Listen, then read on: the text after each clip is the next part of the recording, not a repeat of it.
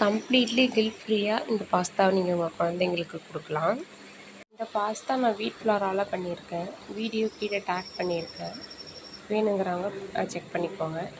ஒரு பேனில் தண்ணி ஊற்றி நல்லா கொதி வந்ததுக்கப்புறமா ஆல்ரெடி செஞ்சு வச்சுருக்கிற பாஸ்தாவை ஆட் பண்ணி 2 மினிட்ஸ் குக் பண்ணிக்கணும்.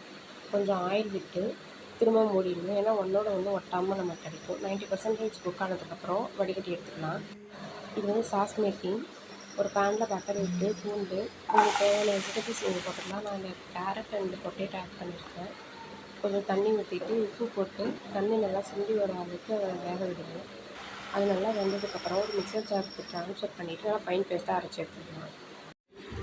அதே பேனில் கொஞ்சம் பட்டர் போட்டு ஃபைனாக சாப் பண்ணி வச்ச கார்லிக் ஆட் பண்ணிக்கலாம். அது பொன்னிறம் ஆனதுக்கப்புறமா நம்ம ஃபைனலி சாப் பண்ணி வச்சுருக்கிற ஆனியன் அண்டு கேப்சிகம், நான் இங்கே க்ரீன் கலர் ஆட் பண்ணியிருக்கேன். உங்களுக்கு எந்த கலர் வேணுமோ நீங்கள் ஆட் பண்ணிக்கலாம்.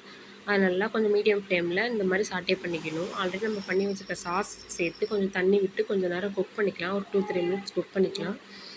இப்போ சாஸ் நல்லா குக் ஆகிடுச்சு. ஆல்ரெடி நம்ம வேக வச்சுருக்கிற பாஸ்தாவை இது கூட ஆட் பண்ணி நல்லா மிக்ஸ் பண்ணி அதையும் ஒரு 2-3 மினிட்ஸ் வேக வச்சுக்கலாம். ஏன்னா சாஸ் வந்து அந்த பாஸ்தாக்குள்ளே இறங்கி கொஞ்சம் டேஸ்ட்டாக இருக்கும்.